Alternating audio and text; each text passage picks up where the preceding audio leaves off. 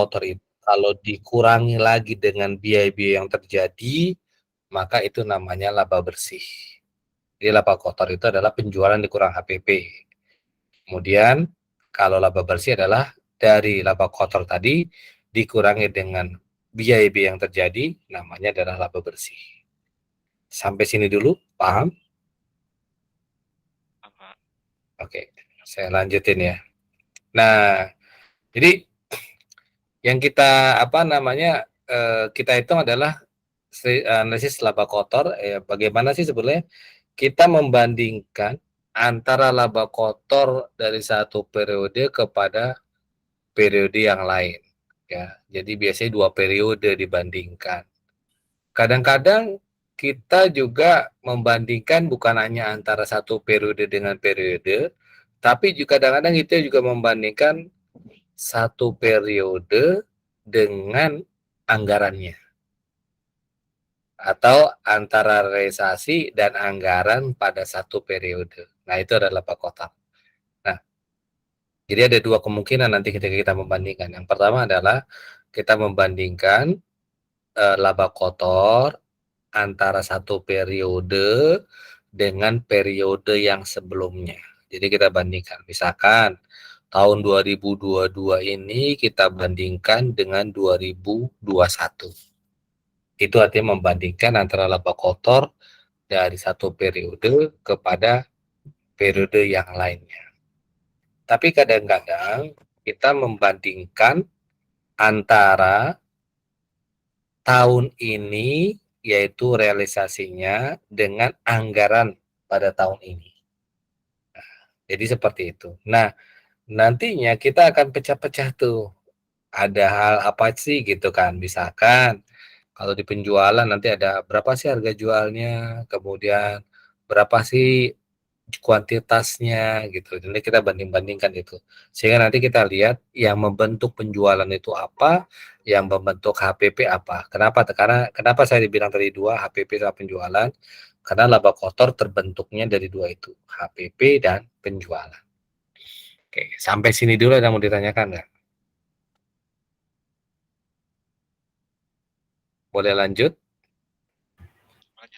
Lanjut Pak, belum ditanya. Nah, oke. Karena ini tadi cuma dua penyebabnya, yaitu penjualan dan HPP yang sangat berpengaruh dalam laba kotor, maka manfaatnya adalah kita cuma untuk membandingkan naik turunnya penjualan, naik turunnya adalah HPP. Itu aja kita bandingkan. Walaupun sini ada 5 poin, ya naik turunnya penjualan, naik turunnya harga jual, naik turunnya HPP dan segala macam. Tapi intinya adalah bagaimana kita membandingkan naik turunnya harga jual atau penjualan dan naik turunnya adalah HPP. Ini kemudian tadi yang tadi saya sampaikan, yang mempengaruhi laba kotor hanya ada 2, yaitu penjualan dan harga pokok penjualan. Jadi nanti kita membandingkannya hanya 2 ini nih, penjualannya dan harga pokok penjualannya. Nah, penjualan tentu kita lihat ada faktornya. Nah, faktor penjualan itu hanya ada 2. Berapa harga barang yang dijual dan berapa kuantitas barang yang dijual. Kan begitu ya. Jadi yang menentukan penjualan itu kan cuma ada 2. Kualitas tidak berpengaruh pada saat itu. Yang penting yang kita lihat adalah ketika kita lihat dalam perhitungan laba rugi, kalau kita lihat penjualan cuma ada 2 yang mempengaruhi. Berapa sih harga jualnya dan berapa sih kuantitas barang yang dijual.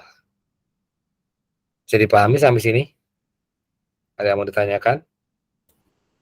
Paham Pak, paham. Nah, kalau kita bicara HPP, tadi kan penjualan. Nah, sekarang kita bicara HPP. Maka kita bicaranya adalah 2 hal yang mempengaruhi. Yang pertama adalah harga pokok rata-rata HPP itu, dan yang kedua adalah barang tersedia untuk dijual. Artinya adalah kuantitas barang yang siap untuk dijualnya dia. Sehingga kalau kita lihat apakah nanti persediaan barang akhir itu akan berpengaruh, ya akan berpengaruh. Kenapa? Karena dalam penentuan barang tersedia untuk dijual itu, persediaan barang itu tercantum dalam itu.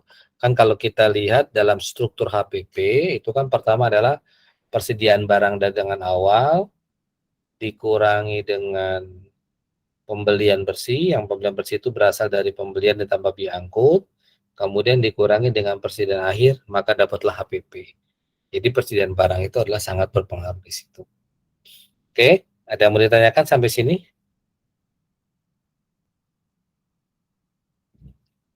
Ada?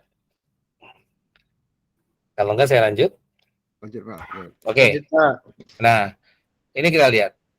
Jadi membandingkan baik HPP maupun penjualan dalam sisi laba kotor itu cuma ada dua konsep.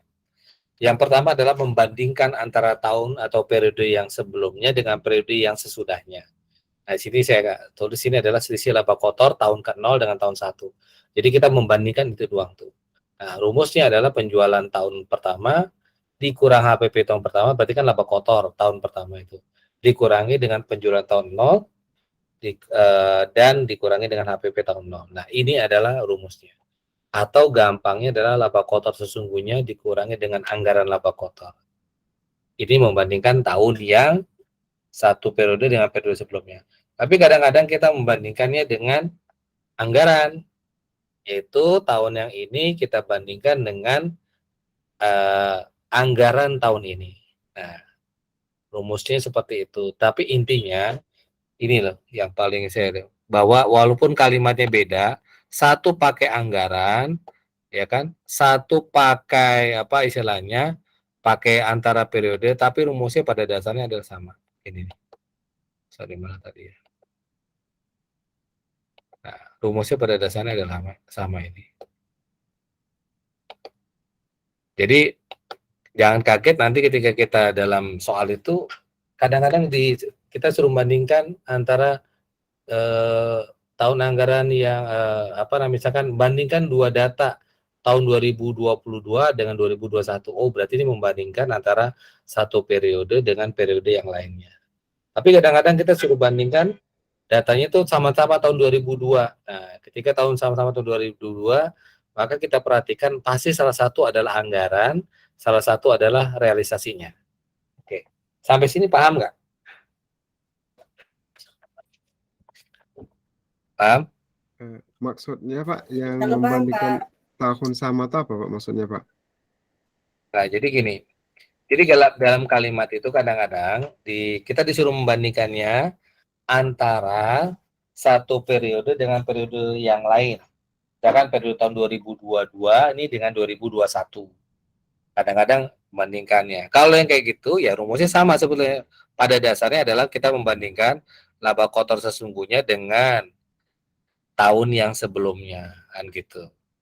Nah, tapi kadang-kadang dalam soal itu kita disuruh membandingkan bukan dengan tahun sebelumnya, tapi antara tahun ini dengan tahun ini. Nah, kalau di soal ini dikatakan tahun ini dengan tahun ini, pasti salah satunya adalah ada realisasi, satu lagi adalah anggaran, gitu loh. Jadi ini yang maksudnya itu adalah seperti ini nih. Maksud yang tadi ini mana tadi? Ini maksudnya itu. Walaupun kalimatnya beda, ini kan selisih laba kotor dengan realisasi, anggaran dengan realisasi. Yang ini, sorry, ini udah berbeda belum? Saya tadi ganti-ganti slide-nya. Beda nggak? Sudah Pak, sudah berbeda Pak. Nah, ini kan ini laba kotor tahun 0 dengan tahun 1 kan? Tapi Ya, rumusnya sama nih. Laba kotor sungai dengan anggaran. Kemudian yang ini laba kotor antara anggaran dengan realisasi, tapi rumusnya sama gitu kan. Jadi maksudnya walaupun kalimatnya berbeda, pada dasarnya itu adalah sama cara berhitungnya. Paham maksud saya nggak? Saya cuma mau menampilkan itu. paham, Pak. Oke, Pak, Paham. paham Pak. Ya. Ada yang mau ditanyakan nggak? Anggaran dengan realisasi.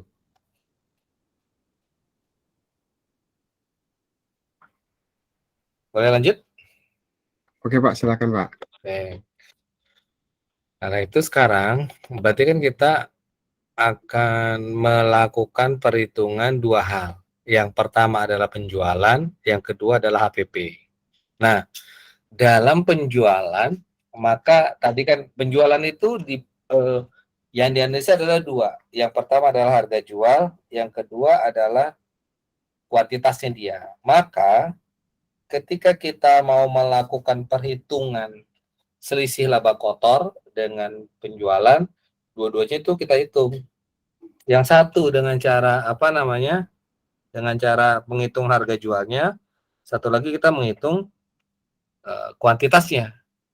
HPP juga begitu. Ketika kita mau menghitung HPP, maka kita hitung berapa sih rata-rata HPP atau harga HPP-nya.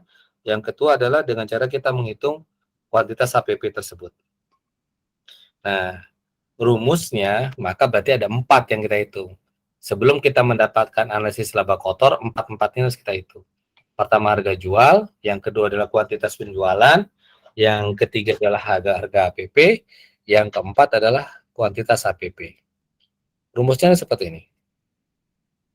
Kalau kita menghitung perubahan harga jual, maka kita lihat ya, yang dimaksud dengan perubahan harga jual ini yang saya kasih merah ini adalah perubahan antara harga jual yang sesungguhnya terjadi dibandingkan dengan apa? Ada dua kemungkinan, dibandingkan dengan tahun sebelumnya atau dibandingkan dengan anggaran tahun ini. Bisa dipahami ya? Jadi ada dua kemungkinan ya. Bisa dibandingkan dengan anggaran tahun sebelumnya atau dibandingkan dengan bukan anggaran tahun sebelumnya.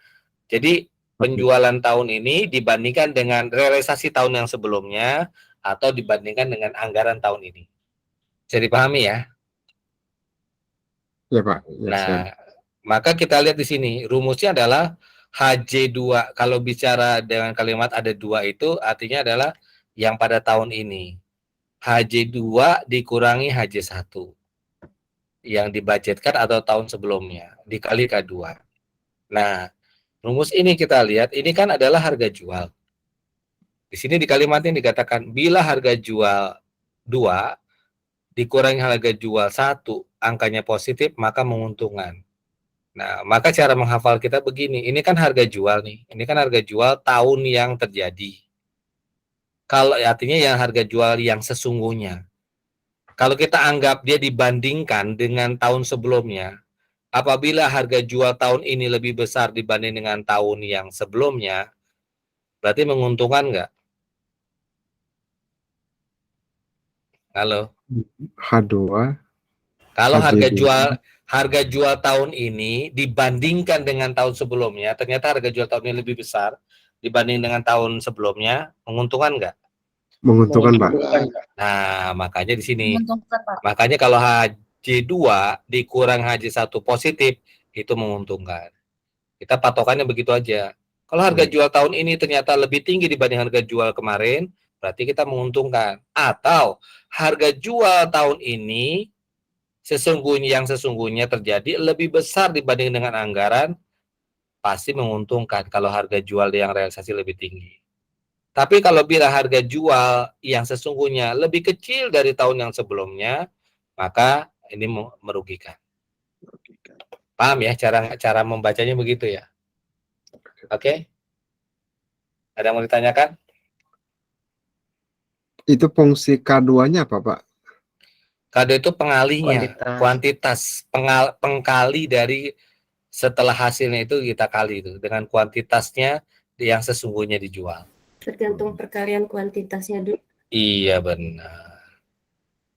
Jadi dikalikan dengan kuantitas. Jadi kalau di ini jadi begini nih. Tuh, kali dengan kuantitas gitu. Oke Pak. Kalau boleh rupiah nanti Pak. benar. Kan harga jual. IDR. Ada yang mau ditanyakan? Lanjut. Lanjut Pak, siap Pak. Yang kedua kan kata di harga jual berarti sekarang kuantitasnya.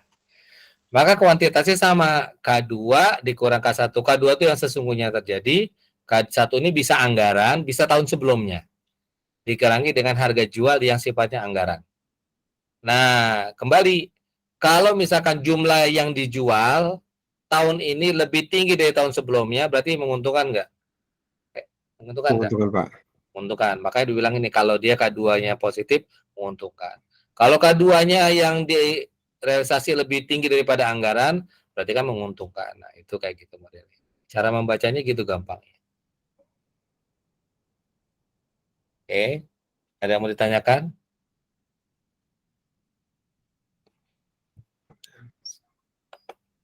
Oh iya, tadi rumusnya tolong dicatat ya. Nanti kita latihan. Ini rumus ini nih, rumus HJ2, HJ1, K2. Kemudian ini adalah K2, K1 kali HJ1.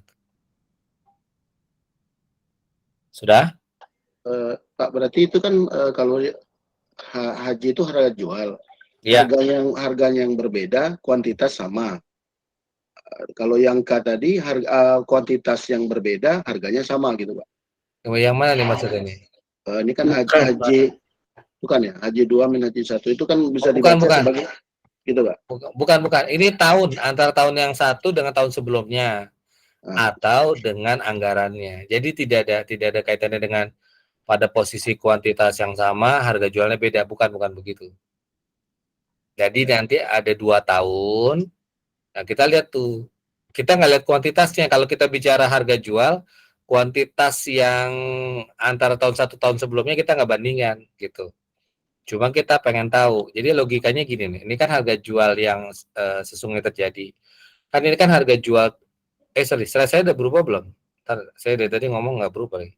nomor 11, Pak. Iya benar. Jadi ketika kita membandingkan ini kan harga jual tahun yang kita lagi lihat ya, harga jual sesungguhnya misalkan dibandingkan dengan harga jual tahun sebelumnya.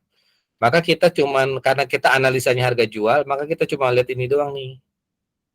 Dengan dikalikan dengan yang terjadi pada kuantitas sesungguhnya tahun tersebut. Jadi kita lihat, oh harga jual itu naik sebanyak 50. Kenaikannya jadi berapa sih dengan jumlah barang yang dijual pada saat ini? Gitu. Jadi kalau kenaikannya 50, barang yang dijual pada tahun ini berapa? 100. Oh berarti 50 kali 100, 5.000 gitu. Jadi kita fokusnya kepada harga jualnya. Kenapa? Karena memang yang sedang kita analisis adalah perubahan harga jual. Kalau yang di sini, yang kita analisis adalah kuantitas terjualnya gitu. Kuantitas terjualnya, makanya fokus kita pada kuantitasnya. Nah, tapi kita bandingkannya bukan dengan harga jual yang sesungguhnya, tapi dengan anggarannya. Kita dengan anggarannya. Jadi harus hati-hati di sini. Oke. Ada mau ditanyakan lagi?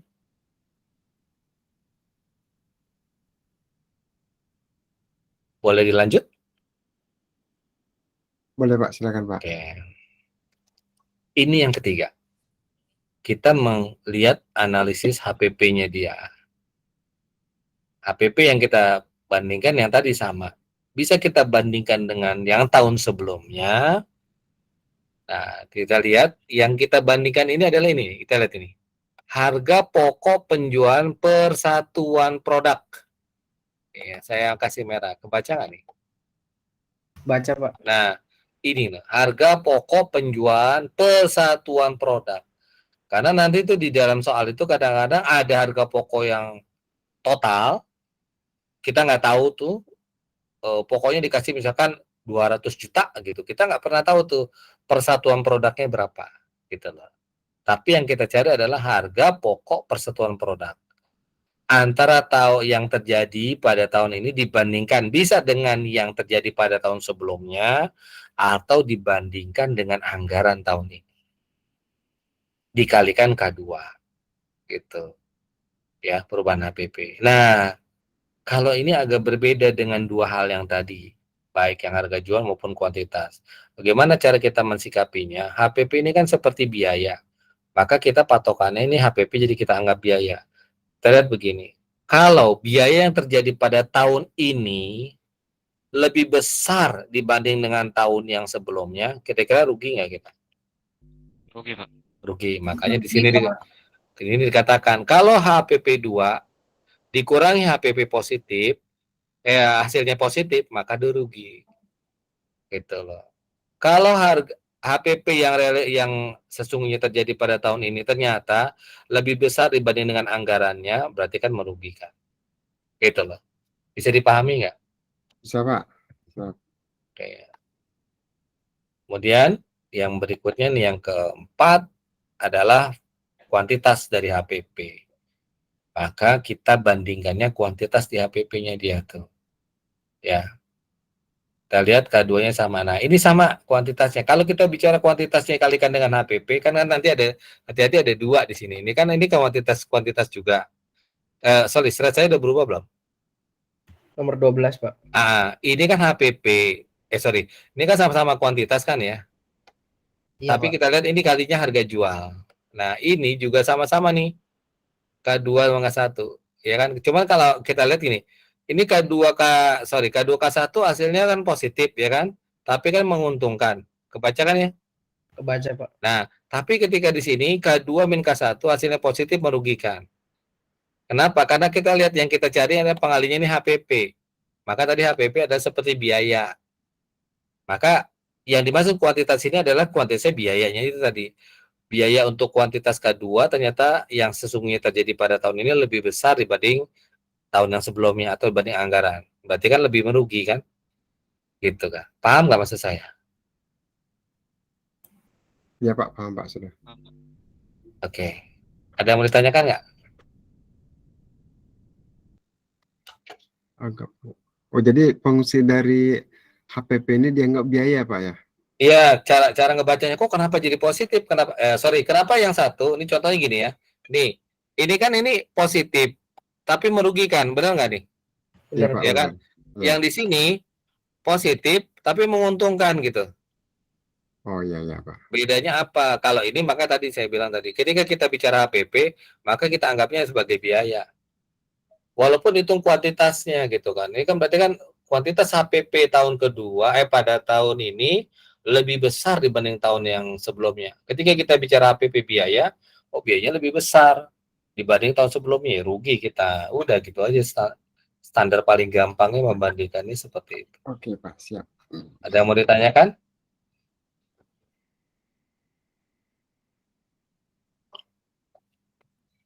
Mulai lanjut? Lanjut, Pak. Bener Pak, lanjut. Langsung deh ke soal. Ini mungkin materi paling mudah nih. Nah, tuh. Nah, kita lihat ya. Kalau ini membandingkan tahun sebelumnya dengan tahun sekarang atau tahun sebelumnya dengan tahun sekarang dengan anggaran. Kalau lihat soal ini. Membandingkan anggaran tahun sebelumnya dengan sekarang atau tahun sekarang dengan anggarannya. Kalau soal ini. Tahun sekarang dengan tahun Sekarang dan sebelumnya, Pak. tahun sebelumnya, Pak. Nah, kita lihat di sini kan. Ini kan ada ini kan, ada 2015 2016. Jadi kadang-kadang tuh membandingkannya tahun sebelumnya. Maka biasanya kami sebutnya bilangnya tahun sebelumnya sebagai patokan. Dibandingkan 2015 dibanding dengan 2016. Berarti tahun 2015-nya sebagai patokan. Kadang dibandingkan 2016 dengan 2016, tapi pasti salah satunya ada satu anggaran, ada salah satu realisasi. Sampai sini paham? Paham, Pak. Nah, kemudian bab perubahan. Perubahan di sini ada yang katakan perubahan, ada yang mengatakan ini kenaikan, ada yang mengatakan mutasi. Fokus kita nggak usah dilihat namanya. Kok di sini namanya perubahan, kok ada yang bilang mutasi, kok ada yang bilang namanya kenaikan. Kita fokusnya nggak di situ. Tapi di sini kita lihat ada selisih. Kalau bahasa kita selisih 200, 253. Ini selisih. Selisihnya tidak dituliskan minus atau negatifnya gitu kan. Jadi tetap selisih tulis seperti ini. Nah, kemudian yang tadi saya bilang di dalam soal tadi kan sini mana tadi HPP mana. Nah, di sini kan ada harga pokok. Slide saya udah berubah belum nih? Sudah Sudah, Pak. Pak. Slide Ini kan harga 13. pokok penjualan persatuan produk, ya kan gitu ya? Iya, Benar Pak. kan? Nah, ini yang tadi saya bilang. Dalam soal kadang-kadang ada HPP yang bukan unit. Ini kumulatif nih. Ini 150.000, 181, 125. Ini kumulatif. Tapi kita nggak pakai ini dalam perhitungan. Yang kita pakai yang adalah harga pokok persatuan ini nih, ada di bawah ini. Bisa dipahami nggak? Bisa, Pak. Siapa ya? Ada yang mau ditanyakan nggak?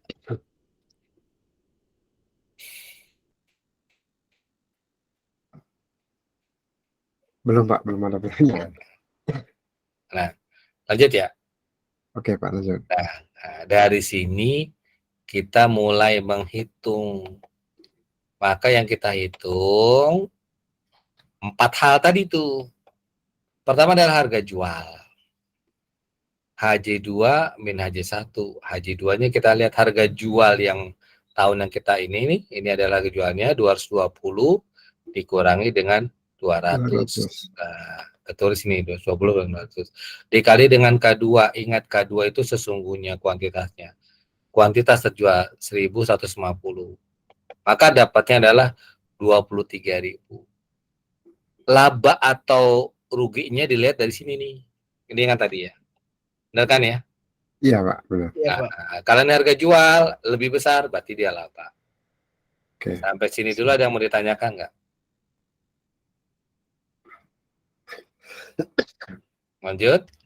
Lanjut, Oke Pak. Pak, lanjut Pak. Nah, berikutnya adalah kuantitas. Kuantitas K2 diulang ke 1. Kita lihat sini kuantitasnya. K2 kuantitas 1.150 dikurang 1.000. Kita tulis 1.150 dikurang dengan HJ1. Harga jual yang dianggarkan atau pada tahun yang sebelumnya. 150.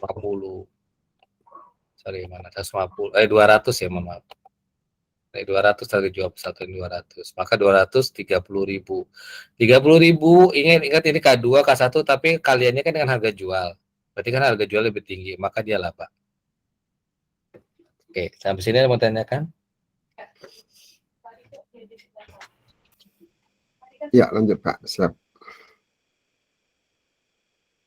1.150. Oke. Nah, ini yang ketiga, perubahan HPP.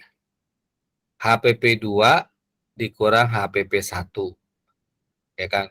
Maka ingat ini adalah biaya. Maka HPP 2-nya ini mana tadi? 15750 dikurang dengan 150. 157 kali dengan K2. K2-nya ini adalah kuantitas 1.150. 8.625. Rugi tadi ya. Karena ini adalah biaya kan. Biaya tahun yang ini lebih besar dibanding tahun sebelumnya. Berarti kan rugi. Begitu juga yang kuantitas HPP. Ingat, ini hampir sama dengan ini rumusnya. Tapi ingat, ini adalah biaya HPP. K2 kurang 1. 1.150 dikurang dengan 1.000 dikali dengan HPP-nya dia, HPP 1. Rugi tadi dari sini nih. Oke, sampai sini ada yang mau ditanyakan nggak?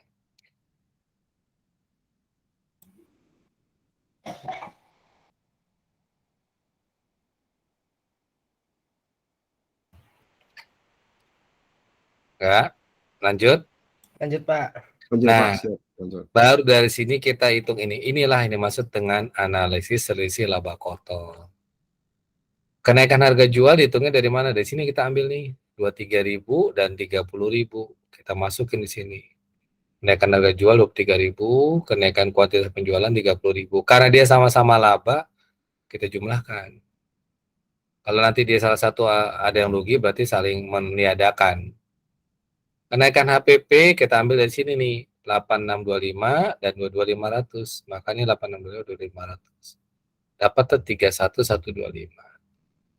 Nah, ini posisinya kan rugi ya. Maka 530 530.000 dikurangi 31 dapatlah analisis selisih laba kotornya ternyata adalah 21.875.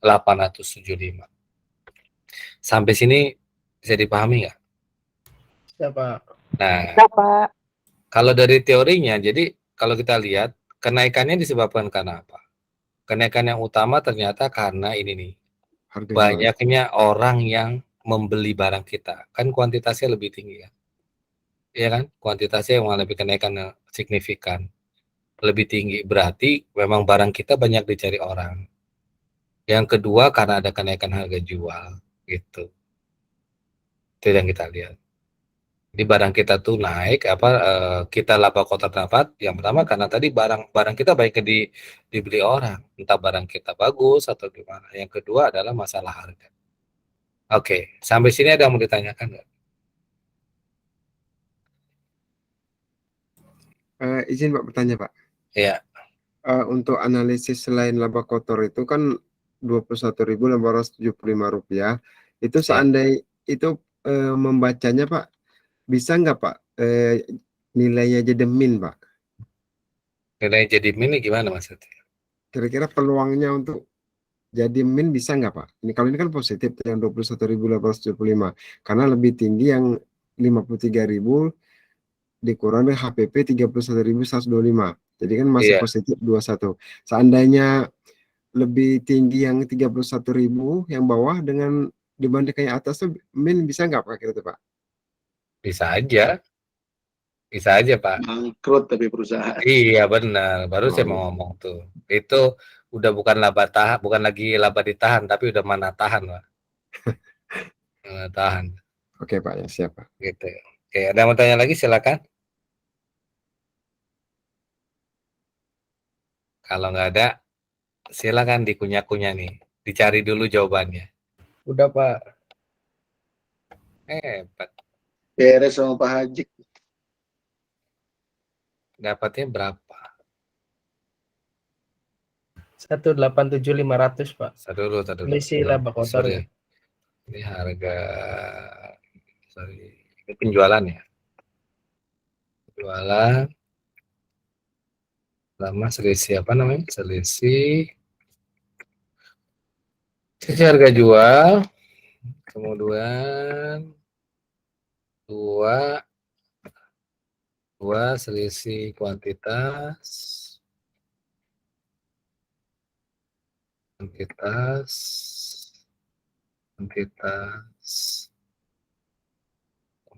kemudian selisih HPP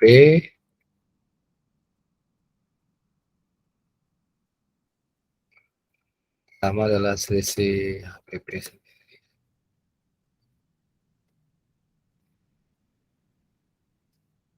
HPP dua selisih kuantitas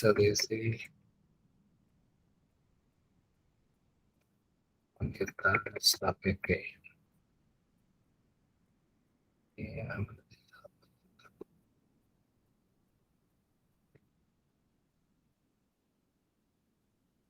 Oke, ini berapa nih? 225.000 Pak.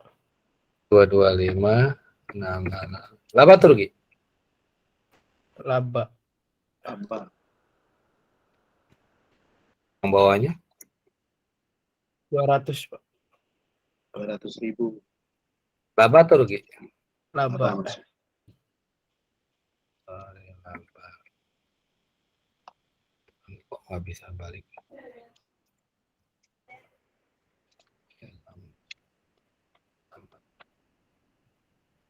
Sorry, ini saya ini totalnya jadi berapa? 425. 25. 425 gini ya? Iya Pak. Apa ya? Laba Pak.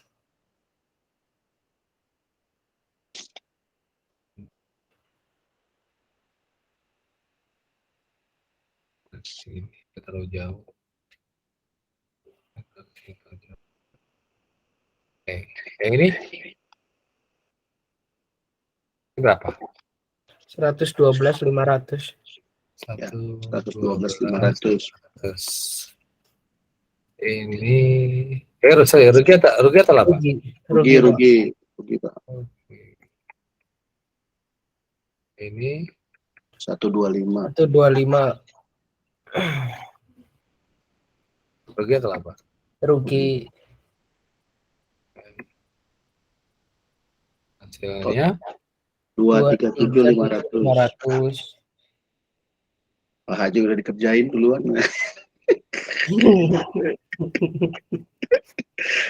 Belum diperintah udah dikerjain tuh Pak.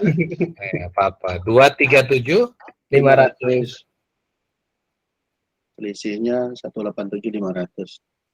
Haji.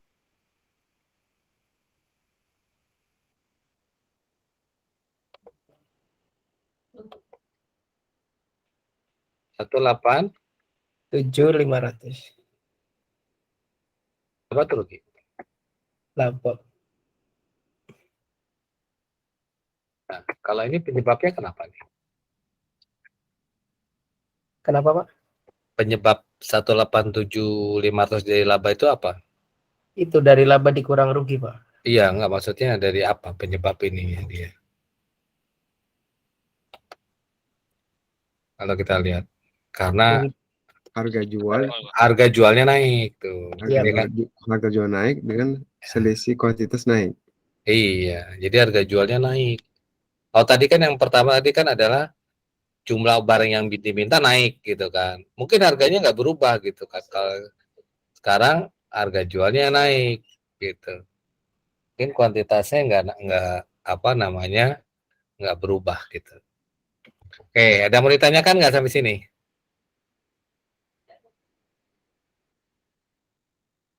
Ada nggak?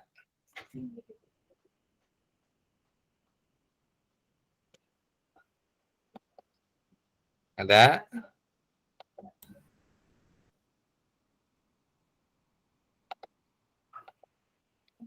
Jadi yang di tabel itu perubahan itu hasil hitungan ini juga, Pak ya? Yang mana? Yang Sorry. Mana ya, tabel? nah, yang kenaikan ini kan angka-angka yang di situ, Pak. Oh ya? iya. Nah, secara otomatis kelihatan ya, Pak ya. Benar. Ini kan ada 21785. Tadi Mana kita tadi? hitung. Nah, ini ya, 21 Iya, gitu, Pak. Oke. Oh. Jadi, oh iya, tanpa kita masukkan rumus sebenarnya kita bisa ngelihat dari situ, Pak ya, dari tabel itu ya, Pak ya. Benar. Tapi kalau kita nanti kan nyari ini penyebabnya di mana sih? Oke. Kalau kita lihat di HPP-nya ternyata dia rugi. Iya. Kalau dari segi harga biaya, mungkin harga biaya di sini nanti kan kita bisa cari ini. Apakah kita ini harga beli bahan bakunya terlalu tinggi gitu kan? Atau memang apa? Kalau di sini kan lihat kita masih untungnya ketika harga naik masih ada orang yang beli gitu kan. Gitu loh kita lihat. Jadi membandingkannya seperti itu, naik turunnya segala macam. Kalau totalnya memang bisa ketahuan langsung dari soal ketahuan. Dapat gitu kan. Mana ini ya? Nah, dapat gitu kan. Ini juga dapat. Oke. Ada yang mau ditanyakan lagi? Jadi makin ke sini nih akuntansi biaya itu makin jadi sederhana banget. Gitu kan. Kalau yang kemarin kan stressing banget tuh di awal-awal. Makanya prinsipnya maju tak gentar gitu kan. Nah, ini udah mulai sorak-sorai bergembira. Ya. Iya, sekarang udah mulai sorak-sorak bergembira nih. Iya, udah senang. Udah tahu lajurnya, Pak. Iya. Maju tak gentarnya di rekonsiliasi bank, Pak. Itu sih. Emang udah belajar rekonsiliasi bang? Udah Pak. Belajar. Udah. Dari semester 1 Pak. Oh, iya. Cuman belum paham melotok, Pak ya, Haji ya. Iya Pak. Kemarin minus Pak, nggak ketemu tapi Pak. Masih salah dalam masukinnya kemana sama, Pak. Iya, itu makanya tadi yang kalau saya selalu cari bukan analisa ya, cari apa ya namanya, asumsi yang kita pakai. Itu yang dipakai yang 2 kolom atau 4 kolom? Yang 2 kolom, Pak. 2, 4, 8 Pak, ada semua Pak. Iya, pakai asumsi yang kita pakai kan. Kalau di 2 kolom asumsinya gimana, kalau yang di 4 kolom asumsinya gimana, gitu. Harus kita samain semuanya. Oke. Kalau kemarin UTS Pak itu 4 kolom Pak. Wih, hebat ya. Coba 4. Pak Haji ada yang 8 kayaknya. Itu kan soalnya 4 kolom Pak, tapi minus nggak ketemu. Soalnya kata-katanya itu Pak sulit memasukkannya, apa masuk di bank, apa masuk di perusahaan, jadi masih ya belum begitu yakin benar. Iya. Jadi gini loh Pak, saya itu kan sebenarnya bukan orang akuntansi Pak awalnya. Saya itu orang IPA. Ya, Pak. Saya orang IPA. Nah, salah satu yang saya lihat di akuntansi itu adalah pola. Saya dari orang IPA tuh kan biasa membaca pola ya. Pola alam tuh kan siklusnya sama tuh ya.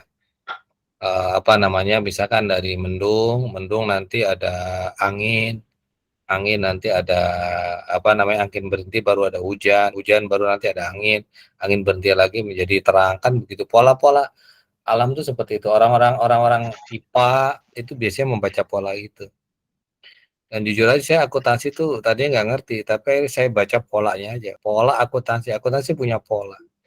Iya, benar, Pak. Makanya saya ketika ngajarin ponakan saya akuntansi, dia bilang, nih kalau kamu mau cepatnya begini. Kalau ada soal begini, pasti jawabannya begini. Kalau ada soal begini, pasti jawabannya begini. Oh bisa Om? Ya, karena polanya begini. Oh iya ya, iya benar Om. Di soalnya juga begini. Iya, udah selesai saya bilang. Kalau kita mau cari jawaban doang gitu kan. Tapi kalau kita mau belajar, kita belajar tadi pola. Jadi akuntansi itu punya pola juga ternyata. Kayak misalkan di jurnal penyesuaian. Langkah-langkah yang kita lakukan adalah begini-begini. Lihat dulu di soal, lihat dulu di neraca saldonya dia. Kalau neraca saldonya begini, pasti jawabannya gini jurnalnya. Pasti begini. Nah, itu pola tuh yang kebaca sebetulnya. Jadi akuntansi walaupun kayak begini punya pola. Insya Allah. Tapi Terstruktur, Pak.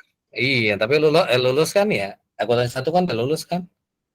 Sudah, Pak, sudah. Sudah, Pak. Alhamdulillah. Pak Hajik dapat A itu, Pak. Wih. Bohong, Pak. Oke, ada lagi Pak. Ini materi udah selesai nih Pak. Udah selesai, makanya santai aja hari ini. Waduh, udah selesai, Pak. Iya, harusnya pas final kemarin tuh ya, jadi agak cepat kita belajar. Saya megang Argentina, Pak. Ya, Siap. Pasang Jago berapa, saya, Pak? jago saya Nggak, Maroko, saya Pak. nggak paham, Pak. ya kalau orang yang pada ngudut ya pasti mereka ngomongnya Maroko Pak. Iya, Maroko. Stop Maroko tapi, Pak. Iya, iya kan sampai si siapa namanya Ronaldo tuh keasepan sampai nangis matanya itu gara-gara kena rokok tuh Pak. Asap rokok itu. Oh, asam Maroko. Untung Maroko nggak menang, Pak. Iya. Kalau enggak cukai rokok naik lagi ya Pak. Naik lagi, Pak. Iya. Oke Pak, ada lagi nggak Pak? Nih udah selesai materinya Pak nih. Oke, Pak. Jadi malam ini paling singkat Pak. Seandainya seperti itu terus materinya, Pak, ya seneng Hah? banget Pak. Nah, ya saya pilih-pilih Pak karena yang jurnal-jurnal mohon maaf, saya jurnal-jurnal saya buang-buangin Pak gitu. Saya nggak fokus ke jurnalnya karena yang tadi saya pikir kalau bapak-bapak saya ajarin jurnal kita apa ya muter-muter di jurnal lah gitu kan. Ini kan kayak misalkan kas atau penjualan kas pada penjualan gitu kan. Kan Ya. bingung Pak rata-rata. Akhirnya makanya saya bilang rata-rata mahasiswa kalau kita ajarin jurnal itu ya bukan kas pada penjualan tapi kas pada bingung. Habis itu pada ngapain lagi? Ya, kalau kepala penjual kan pasti tunai itu, Pak. Nah, tapi ini Pak yang saya seperti Pak dosen sampaikan tadi, saya juga orang IPA Pak, saya itu bingung juga itu ayat jurnal itu dasarnya di mana gitu Pak, bagaimana caranya supaya ketika ini pasangannya ini gitu loh Pak, ini yang belum dipahami sama kami itu Pak. Ya. Kan dia biasanya polanya berpasangan kan itu Pak, kalau ini pasangan ini pasangannya ini gitu loh Pak. Tapi sampai sekarang masih bingung Pak. Kira-kira ada nggak Pak itu Pak bukunya yang kira-kira memang khusus jurnal Pak? Ada jurnal umum Pak, buku besar, makin banyak itu Pak. Ini kebaca nggak Pak? Ini orang IPA tuh, sorry ini kan ini ya, saya ambil dari neraca. Ya aset. Ini aset, sorry ini kok nggak bisa sih? Ini saya ganti ini. Liabilitas. Ini saya naikin ke atas. Ini gedein kali. Aset matematikanya gini kan. Aset sama dengan liabilitas ya tambah modal. Sorry, tambah modal. Gini, ini saya singkat ya. Pakai M gitu ya. Sampai sini paham ya, Pak? Paham, Pak. Makanan hari-hari, Pak. Oke. Nah, sekarang ini persamaan pertama saya pecah nih, Pak. Aset, ini A-nya aset ya. Aset sama dengan Nih kan ya, saya pecah ya. Aset sama dengan hutang. Ya, Nah, sekarang modalnya yang saya pecah. Oh, Modal saya pecah. Modal itu adalah setoran modal, ya kan? Benar nggak? Ditambah dengan pendapatan. Pendapatan. Nah, ini biar gampang saya pakai ini. Modal sama pendapatan. Ini kalau kita lihat. Dikurangi dengan biaya. Dikurangi dengan free float. prefer, ya. Nah, jadi ini M ini saya pecah jadi gini, Pak. Ini ada biasanya kadang-kadang disebut dengan setoran modal. Sampai sini paham nggak, Pak? ya Pak. Apa? Yang yang dalam Maksudnya- kurung itu kan modal nggak Pak? Ya, jadi modal itu bisa bertambah gara-gara apa? Si pemilik nambahin modal lagi, benar kan ya? Ya, Betul. Nah, kemudian modal bisa bertambah lagi gimana? Kalau perusahaan itu mendapatkan pendapatan, ya, ya kan? ya, Modal bisa berkurang dari mana? Kalau ada biaya. Modal bisa berkurang gimana? Kalau ada FRIVE, ada ambil setoran, kepentingan pribadi. Gitu kan? Setuju nggak? Iya, ya. Pak. Setuju. Oke, ini saya pecah nih sekarang. Ini masih persamaan bersama. Asetnya, oke, mana tadi ya? Nah, asetnya ini masih ini sama dengan hutang. Nah, tanda kurungnya saya ganti pas saya buka.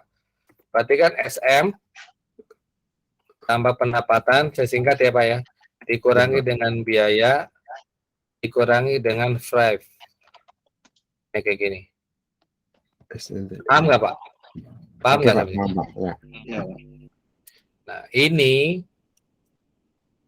saya masuk ke persamaan kedua. Persamaan keduanya adalah sebenarnya sama aja dengan yang di atas. Cuma kita lihat nih, yang sisi ini yang ada tanda kurang ini saya gabungin ke sebelah sama dengan. Paham nggak maksudnya Pak? pindah ini. Ya, kalau Jadi dipindah positif. tanda Jadi positif kan? positif. Nah, Ya. positif kan? Tambah biaya, tambah FRIVE. Kan gini ya, Prefer, ya. sorry. Ya. Ini kan. Oke, ini sama dengan hutang, hutang, hutang, tambah mana ya? Tambah Setoran modal ya, SM, setara modal gini ya. Kok tambah setara modal tambah tambah dengan pendapatan. tambah pendapatan. Oke, sampai sini paham nggak Pak? Paham, Pak. Oke ya. Persamaannya. Dari sini kita dapetin ini Pak. Clue-nya kita dapetin. Ini bertambah di debit.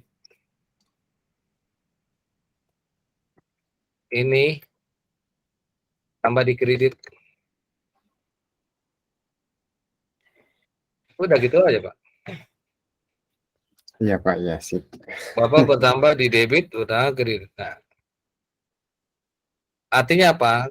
Semua yang kalau ada biaya bertambah di debit. Semua free atau FRIVE kalau bertambah di debit. Semua aset bertambah di debit. Semua utang bertambah di kredit. Semua modal bertambah di debit, kredit. Semua pendapatan, penjualan bertambah di kredit. Nah, kenapa saya cuma naruh ini cuma yang debit sama kreditnya doang? Karena ini adalah kalau bahasa kita namanya saldo normal. Ini namanya saldo normal. Saldo normal itu apa sih? Kalau nanti kita udah menghitung buku besar, kalau aset harusnya adalah sisi debitnya lebih besar. Kalau biaya sisi debitnya lebih besar, kalau FRIVE sisi debitnya lebih besar.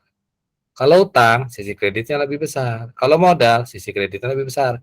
Kalau pendapatan, sisi kreditnya lebih besar. Nah, yang susah tuh dihitung adalah, yang susah dinamain adalah ini aset. Kalau biaya tuh jelas, kenapa? Ada biaya bensin, biaya transportasi, itu kan jelas. Kalau FRIVE itu langsung diketahuin FRIVE. Kalau utang ketahuan, utang apa. Modal juga ketahuan, penjualan ketahuan. Nah, aset, kalau saya selalu mengatakan gini, di luar biaya, di luar privat, di luar hutang, di luar ini ada semuanya aset. Mau dibilang mobil itu aset, mau dibilang tanah itu aset.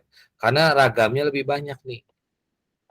Dia tidak pernah dikasih tahu misalkan aset tanah, aset kas, aset piutang, kan nggak pernah dikasih tahu ada aset-asetnya kan, gitu. Paham nggak maksudnya? Oke Pak, Paham, siap. Pak. Nah, selebihnya adalah ini adalah ini menjadi pokok bagaimana kita menjurnal. Kita menjurnal seperti ini. Nah, aturan jurnal itu semuanya yang ditulis adalah yang pertama yang didebit. Yang pertama adalah satu yang didebit dulu. Yang mempengaruhi debit. Mempengaruhi debit dulu yang pertama. Baru yang kedua yang mempengaruhi kredit.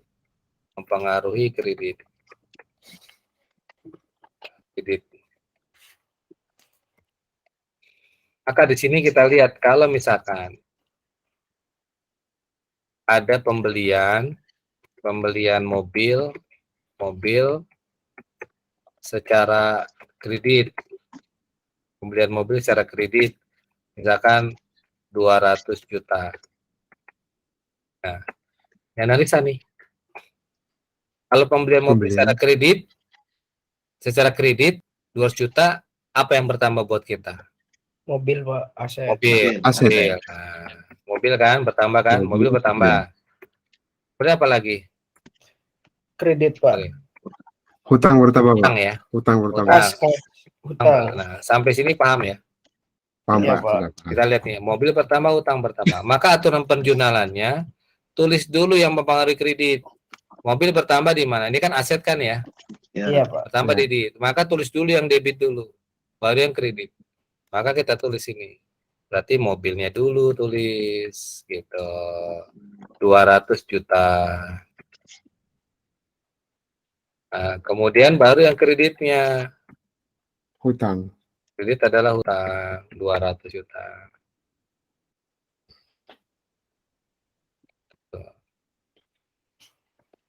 Nah, jadi cara berpikirnya begitu. Kita cuma satu ini aja. Saya patokan selalu debitnya aja.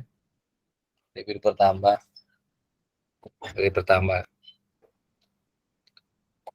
Kalau belinya Kalau- lewat kas gimana, Pak? Apa? Kalau belinya lewat kas berarti logikanya gimana, Pak? Belinya secara Belinya. cash nih ya. Yes. Ini cash ya. Sorry. Ini secara cash ya. Cash berarti apa? Mobilnya bertambah nggak? Bertambah. Apalagi yang berikutnya? Kasnya Kasnya berkurang. Kasnya Berkurang berkurang. kan? Nah, berarti Ya. mobilnya bertambah. Yang debitnya berarti kan ada dua kan? Iya, Sorry, di aset dua, bertambahnya satu. Maka kita cari dulu yang bertambah di debit. Berarti kan mobil kan? Pak. Iya, Pak. Mobil. Benar nggak? Berarti ini kan berkurang uangnya kan? Iya, Pak. Ya. Kas kan? Nah, Kas. jadi patokan selalu yang debit dulu yang ini.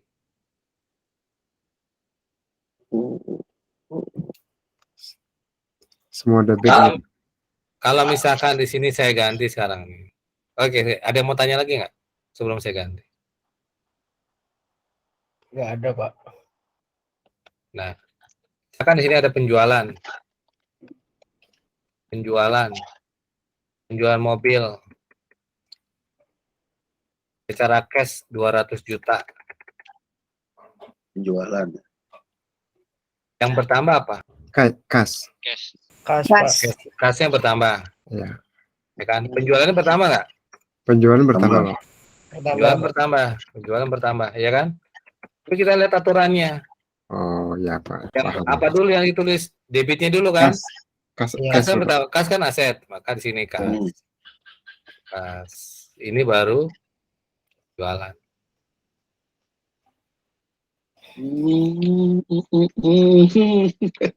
Apa, Pak Yudi? Baru tahu saya. Nyambung ke sini kita Pak. Ya. Selama ini, aduh benar Pak. Ya Pak, ya betul. Ini kalau udah tahu begini jadi enak Pak. Jadi kami tuh bingung Pak, kadang-kadang ada akun-akun yang baru. Iya benar. Jadi kalau saya selalu ngajarin mahasiswa saya itu yang aset nggak usah dihafalin. Capek ngapalin ya. Ada Aset mobil, pasti ada tanah. Aset bertambah pasti di debit ya Pak. Iya. Pokoknya Aset jenisnya banyak. iya, makanya nggak usah dihafalin. Dan biaya bisa dikenalin karena ada biaya, tulisan biaya, ada biaya kendaraan, biaya segala macam. Free fund juga bisa dikenalin, hutang bisa dikenalin, modal bisa dikenalin, pendapatan bisa dikenalin. Kalau Jadi aset, ya sih nggak usah dikenalin deh, hmm, ngapain gitu. Aset nggak usah dikenalin, ada tanah, ada toko, ada macam-macam lah, persediaan nggak usah dikenalin. Gitu Pak. Jurnal tuh begitu sederhananya. oke. Yang kadang-kadang kita kan lupa ini nih, ada aturannya tuh. Mempengaruhi debit dulu, baru mempengaruhi kredit yang kita tulisnya. Sehingga kadang-kadang tuh penjualan tulis dulu di sini. Emang bertambah, tapi kita lihat aturannya, dia pendapatnya di debit, di kredit. Oh, debit berarti dia harusnya di bawahnya, nggak boleh di atas. Kalau di atas dia malah salah. Oh, iya, Pak, ya. Gitu. Sayangnya di SKS kita nggak ada khusus penjurnalan Pak ya. Iya, Pak. Jadi kami tuh kadang-kadang kalau dapat soal gitu bisa ngisinya, cuma ayat jurnalnya ini yang bingung. Iya. Makanya saya nggak mau berkutat-kutit di situ. Sebenarnya kan kalau dulu ketika saya kuliah tuh kalau dia belum bisa akuntansi 1, dia nggak boleh masuk ke akuntansi berikutnya.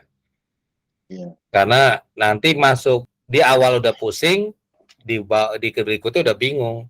Nanti berikutnya malah jadi gila gitu kan. Jadi daripada gila mendingan akhirnya gitu kan. Kas Pak. Biasanya Pak pengalaman kami Pak, kalau untuk angkanya benar Pak, tapi kata-katanya itu bisa agak keliru sedikit. Ya, Iya. seperti kalimat ikhtisar segala Iya, macam. itu Pak. Kalau angkanya mungkin insya Allah bisa aja Pak sudah. Iya. Kalau saya makanya biasanya kalau saya nilai nilai ujian tuh saya berdasarkan pola pikir. Kalimat saya nggak begitu pentingin. Kalimat gitu. Jadi pola pikirnya dia gimana sih? Nyambung nggak sih gitu kan?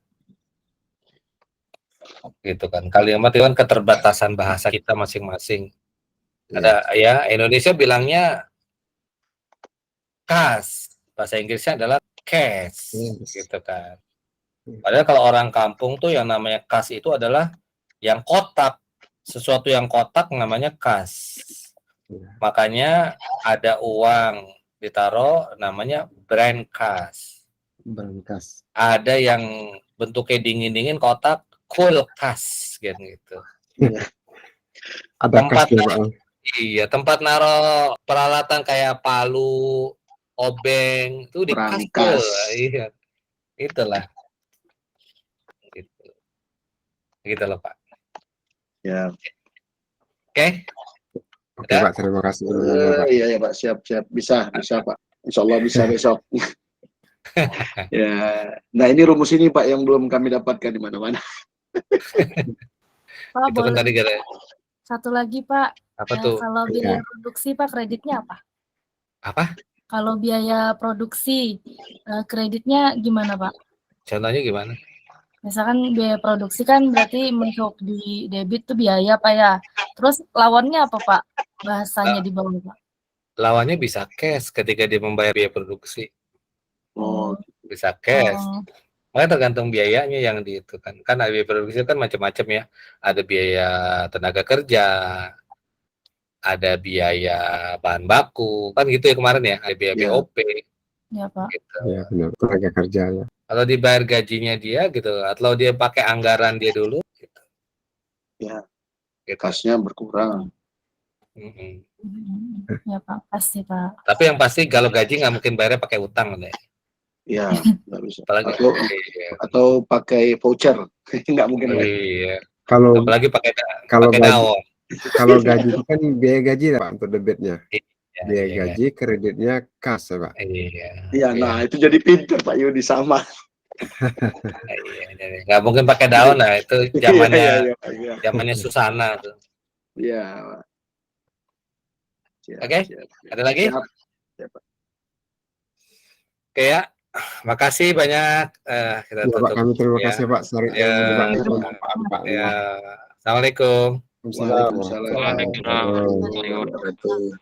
Izin keluar ya. Ya, Ya, Pak. Terima kasih Pak.